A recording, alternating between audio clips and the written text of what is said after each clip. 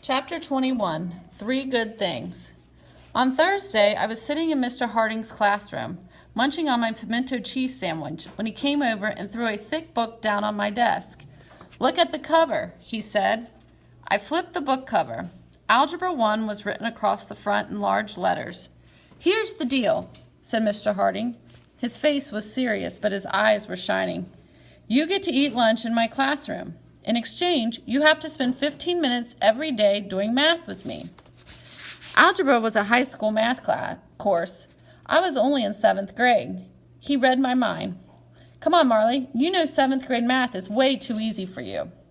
That was true, and even though Judy talked about algebra like it was a horrible torture device, David was convinced I'd love it.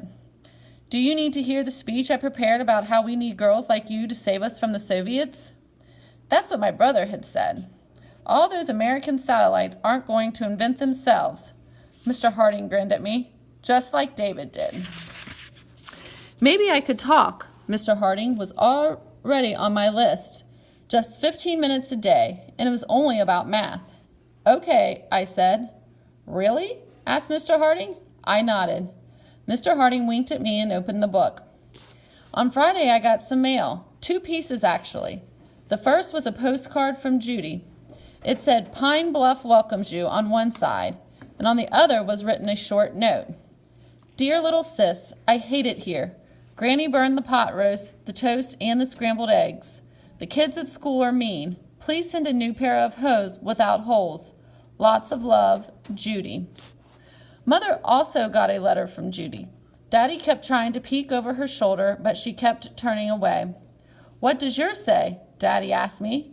I didn't get one. I guess Judy was still mad at him for sending her to Pine Bluff. "Granny's a bad cook," I said, "and she needs some new underwear." Daddy laughed. I wasn't much of a letter writer, but I'd have to send her a note in return.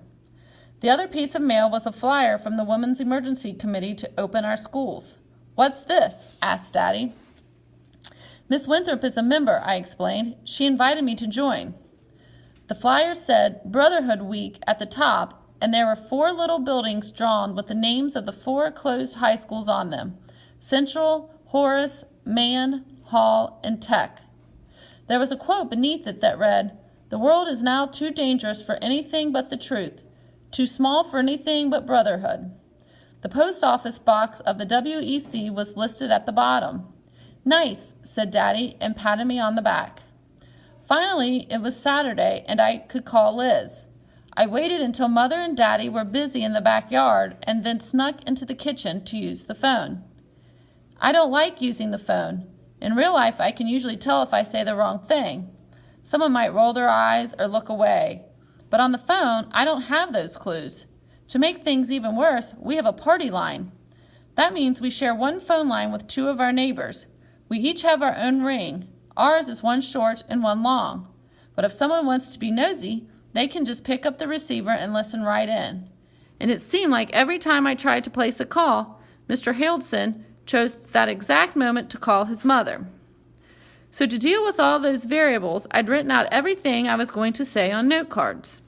I laid them all out in front of me in short rows, took a deep breath, pictured the lions at the zoo, and dialed Liz's number. A woman answered on the 4th ring. "Hello?" "Hello," I read. "May I please speak to Elizabeth Fullerton?" "Who's calling?" She sounded suspicious. I had to look down at my notes to remember the name we'd picked out for me. "Mary," I said, "a friend from school." The woman grumbled something under her breath, then I heard her yell, "Elizabeth, you have a telephone call." A moment later, I heard Liz pick up the phone. "Hello," she said. "Hi," I read, "it's me. Can you meet at the zoo in 20 minutes? "No." "No?" She was supposed to say yes. "I'm taking my little brother to the movies," Liz continued. I frantically searched through my cards for a response. "Hello, are you still there?" Liz asked. "I thought we were going to do something today," I mumbled finally. "I said I'd try. My mother needs me to watch my brother and told me to take him to the Wizard of Oz," she said. "I'd invite you to come, but we're going to the gym," she said. "The Negro Movie Theater." I looked at the only card I had left. "Great, see you there." Didn't seem quite appropriate. I need to help my mother clean the bathroom anyway. Maybe another time, she said brightly. Yes, I said, and hung up the phone, disappointed. As I scrubbed the toilet, I started thinking, why hadn't I said great? See you there. I knew the gym was over on West 9th Street. If I could go to a Negro church, why not a Negro movie theater? I turned the idea over and over in my mind like a lemon drop on my tongue. I imagined being the only white girl in a room full of Negroes and shivered. It was a little scary, but Liz had been the only colored girl in a whole school full of white kids. Negroes might not be welcome at the white theater, but I didn't think there was a rule against whites going to the Negro theater. If she could do it, so could I.